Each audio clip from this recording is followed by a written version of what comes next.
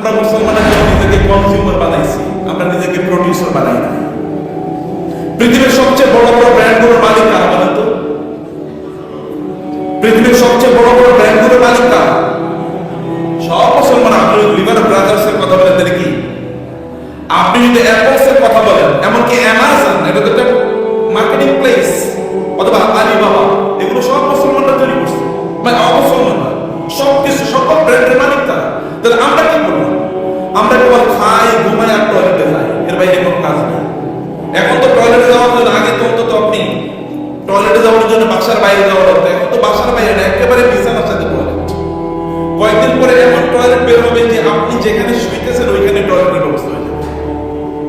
বাইরে আর আপনার যাওয়ার দরকার নেই। কি প্যাথেটিক জীবন ব্যবস্থা! মুসলমানদের